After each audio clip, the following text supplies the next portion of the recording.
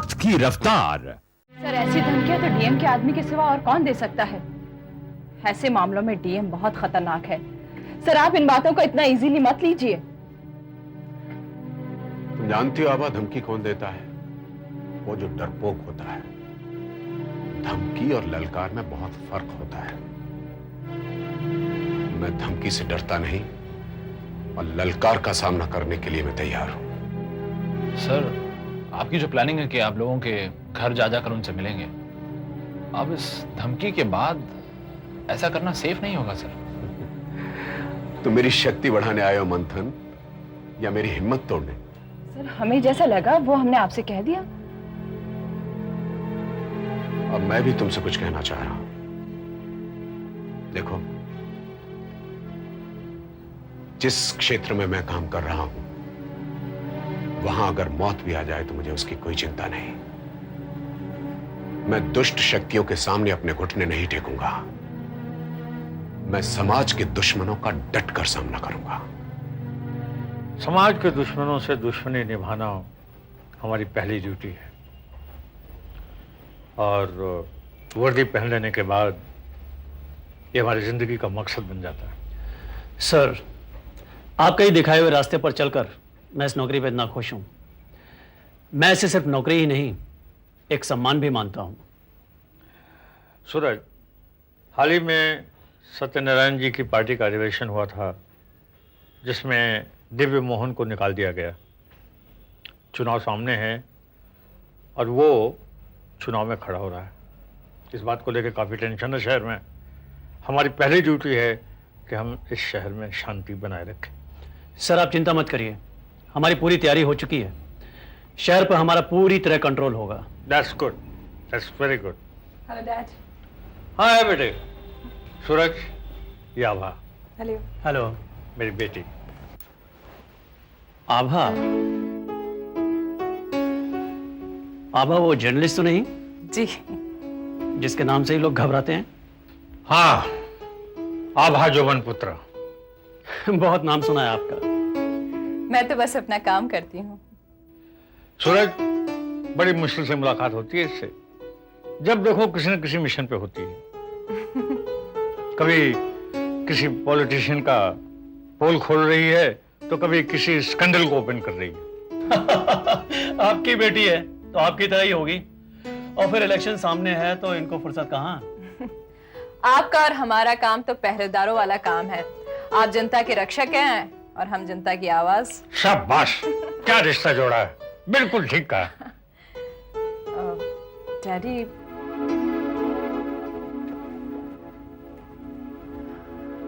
Daddy आपसे एक जरूरी बात कहनी थी। बोलो ना।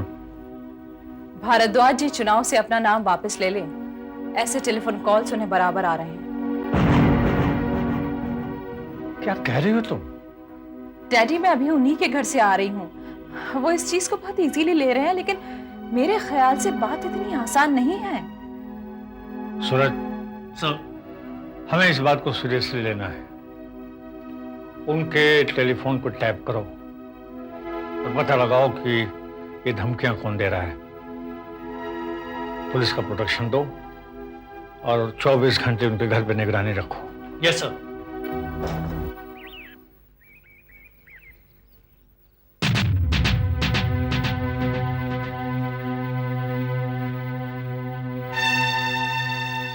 ये पुलिस यहां क्या कर रही है? ये सब मेरे आदमी हैं भारद्वाज। जीवन पुत्र, कैसे हो भाई? और कहां थे? बस यहीं, इसी शहर में। हाँ भाई, अब ये शहर ही ऐसा हो गया है। हर आदमी इतना व्यस्त हो गया है कि मिलने जुलने का वक्त ही नहीं मिलता। और जीवन पुत्र, मैं भी जब से पॉलिटिक्स में आया हूं ना, वक्त ही नहीं मिलता। सच कहा आपने। आपने? तो मुझे कब से आप कहने लगे?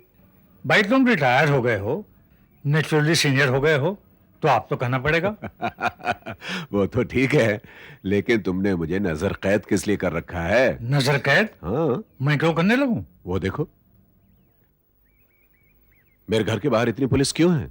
भारद्वाज, तुम्हें धमकियों के फोन आने लगे और तुमने मुझे बताया तक नहीं। अच्छा, तो ये बात तुम तक पहुंच गई। मैं इसीलिए ये बात आभा को नहीं बता रहा था। ये कोई मामूली बात नहीं है। बिल्कुल मामूली बात है। इतनी सी बात के लिए तुमने। ये इतनी सी बात नहीं है भारद्वाज। वो लोग कितने खतरनाक हैं ये मैं जानता हूँ। वो खतरनाक नहीं है, कमजोर है। हमारी जिम्मेदारी समझने की कोशिश करो। तुम सिर्फ रविकांत भारद्वाज नहीं रहे, एक सामाजिक व्यक्तित्व बन चुके हो। हम जैसे अफसरों और उन आंखों की आशा बन चुके हो जो इस देश में शांति, तरक्की और इंसाफ चाहते हैं। अगर तुम्हें कुछ हो गया तो? मुझे कुछ नहीं होगा। इतने यकीन के साथ कैसे कह सकते हो? देखो भारद्वाज, हमने उन बदमाशों के साथ अपनी जिंदगी गुजारी है।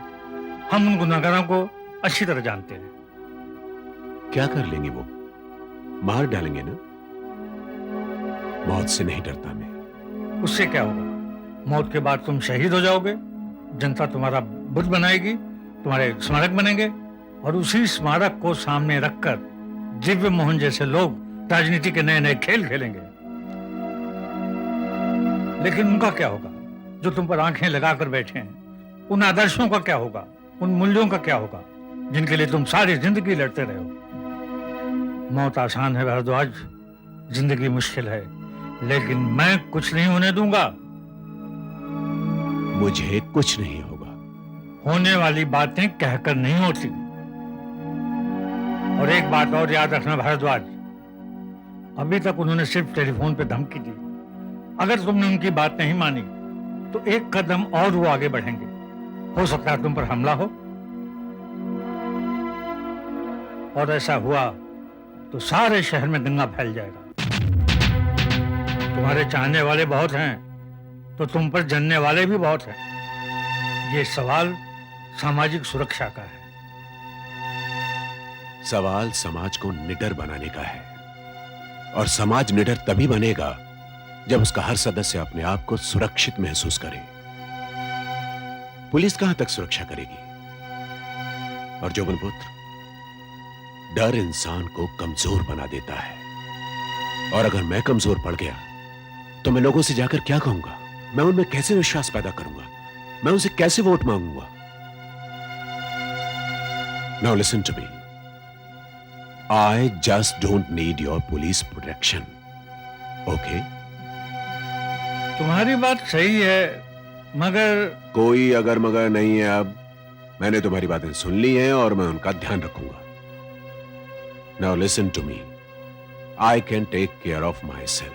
तुम्हें चिंता करने की कोई जरूरत नहीं है। आ गया, घर आ गया मेरा फाइनली।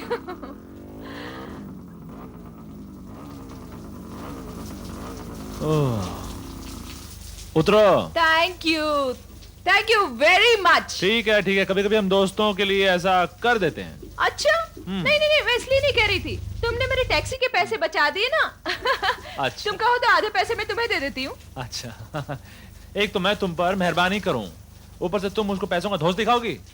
इसमें मेहरबानी की कौन सी बात है? हाँ, जहां से लेकर आऊं वहीं छोड़ कर आऊंगा तुम्हें दोबारा। अच्छा, हाँ। तुम्हारे पास इतना टाइम है? तुम्हें टाइम पर घर पहुंचना है ना? देख लूंगा, बाद में देख लूंगा तुमको, बाद में देखता हूँ। अच्छा, ये तुम्हारा इलाका ना, इसलिए तुम इतनी बातें कर रही हो। हाँ, मैं कोई तुम्हारे जैसी थोड़ी ना हूँ। अभी बताता हूँ। हाँ, बताओ बताओ, डैडी है घर में, बताओ। फिर बाद में बताऊंगा तुम्हें, छोड़ूंगा नहीं तुम्हें। मैं तो चाहती ही नहीं कि तुम मुझे छोड़ो। अगर ऐसी बात है तो मैं तुम्हें जरूर छोड़ दूंगा। हाँ, मारूंगी जरूर मैं छोड़ दूंगा, तुम्हें। पक्का पक्का। अच्छा, चलो। फिर कब मिलोगे? क्यों क्यों मिलूं तुमसे? मुझे और कोई काम धंधा नहीं है क्या जिंदगी में? अरे, मुझे कोई जरूरी काम था तुमसे। जरूरी काम तुम्हें आज भी था मुझसे। क्या किया तुमने?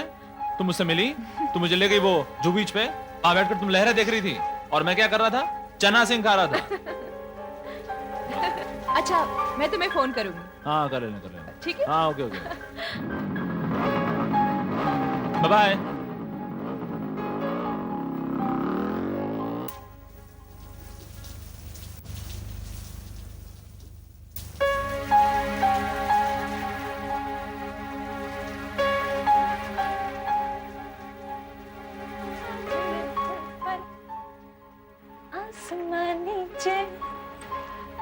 ला ला ला ला ला। हाय, हेलो कहाँ से आ रहे हो? डैडी, एक कल्चरल एग्जीबिशन था। SM पंडित की पेंटिंग्स थी और भीमसेन जी का क्लासिकल म्यूजिक। कैसा रहा? एक्सीलेंट। गुड। आओ, मुझे तुमसे कुछ बात करनी है। जी।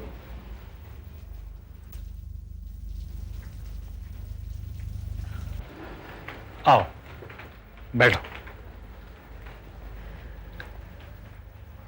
बताइए डैड, क्या बात है?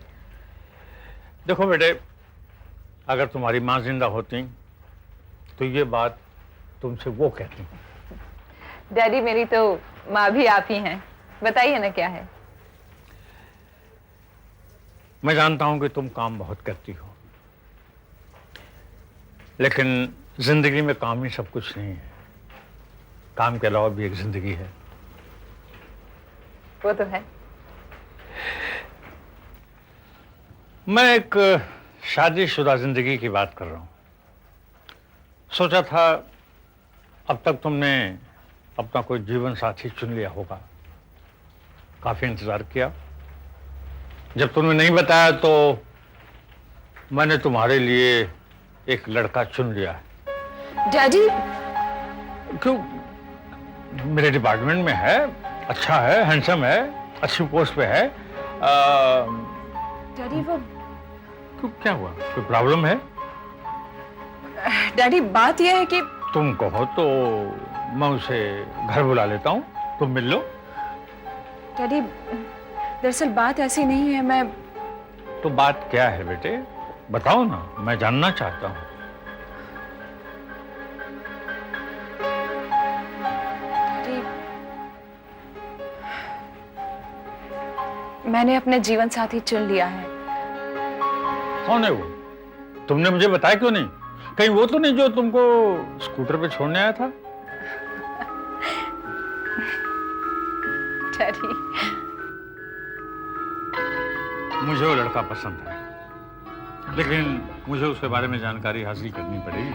डैडी वो दरअसल अब हाँ, मैं अपनी जानकारी खुद हासिल कर लूंगा।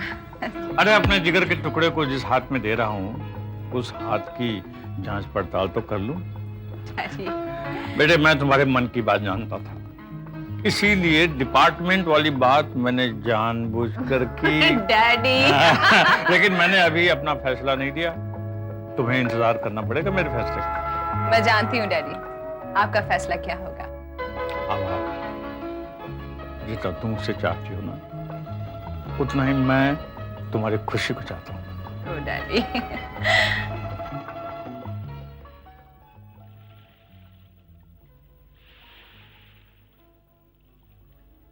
विजय, अरे आओ आओ जोबन, आओ। क्या हाल है भाई? हाँ? अरे तुम रास्ता भूल गए कि ड्यूटी तुम्हें भूल गई? हाँ? अरे तेरे घर का रास्ता और मैं भूलूं? बैठ बैठ बैठ बैठ। Thank you, thank you. इससे पहले कि कोई केस तुम्हें ढूंढता हुआ यहाँ आ जाए, एक एक प्याला चाय हो जाए। और हाँ, अरे भाई, बंबई आकर जो तुमने कारनामे किए हैं ना, उसके लिए बधाई। Thank you very much. यार विजय, चाय के साथ साथ मैं तेरे से एक बात करना चाहता हूँ। हाँ पूछो। तेरे से एक पर्सनल सजेशन लेना चाहता हूँ। सजेशन? हाँ। हाँ पूछो। तेरी प्रेस में एक लड़का काम करता है, मंथन। How is he? How is he मतलब? मतलब ये कि उसका बिहेवियर कैसा है, नेचर कैसा है? कोहिनूर का नाम सुना है? हाँ। हीरा है, एकदम हीरा। व्यवहार में, संस्कार में, नेचर में। पर तू ये सब क्यों पूछ रहा है? यार, 3 बच्चों का बाप है तू, और उसके बावजूद तू पूछ रहा है कि मैं ये सब क्यों पूछ रहा हूं। दरअसल बात यह है कि मेरी बेटी आभा है ना, वो मंथन को चाहती है। तो मैं सोचता हूं कि क्यों ना इन दोनों का रिश्ता कर दिया जाए। अरे तो हाँ कर दे। चिराग लेकर भी ढूंढेगा ना तो ऐसा लड़का नहीं मिलने वाला। इनफैक्ट अगर मेरी बेटी उसे चाहती ना तो मैं भी हाँ कर देता। यार, आभा भी तो तेरी ही बेटी है ना।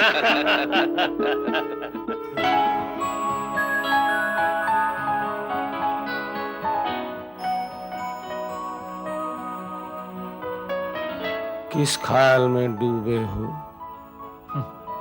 नहीं है, कोई ख्याल नहीं, बस ऐसे ही। नहीं, बता दो। वो क्या है? वो उसका नाम मैं भूल जाता हूँ, बड़ी बड़ी सुंदर आंखों वाली। हाँ? आभा ना? मानसी। उस दिन भी आभा आभा बोल रहा था। हाँ यार, कभी कभी उसका ख्याल आता है, उसकी सुंदर आंखों का जो झील सी गहरी है,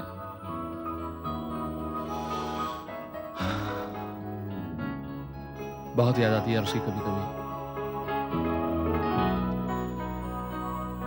उसका ख्याल आता है तो ऐसा लगता है जैसे वो तो खुद एक ख्याल है, एक ऐसा ख्याल जिसमें खो जाने को जी करता है।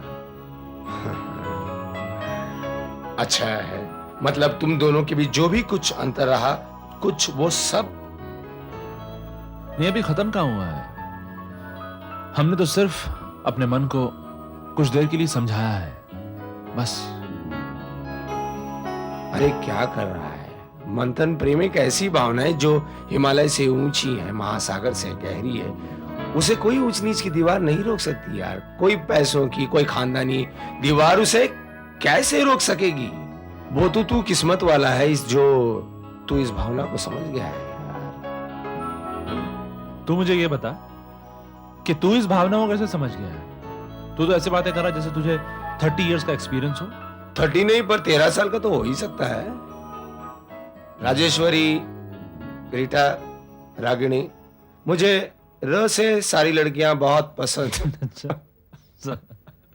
अरे प्रेम क्या वही होता है जो तू मानसी से करता है? प्रेम तो वो भी है जो मैं अपनी मां से करता हूं। छाया दीदी अपनी लोहे की रिक्शा के संग करती है। हाँ, पर राधा जो श्याम के साथ करती है वो भी तो प्रेम है। प्रेम कबीर का दोहा भी है। प्रेम मन के सागर पर उठने वाला एक तरंग है। प्रेम आकाश है, प्रेम धरा है, प्रेम मीरा का भजन भी है। प्रेम एक ऐसी भावना है जो किस्मत वाले के मन में होती है, और वो तुम में है, मुझ में है।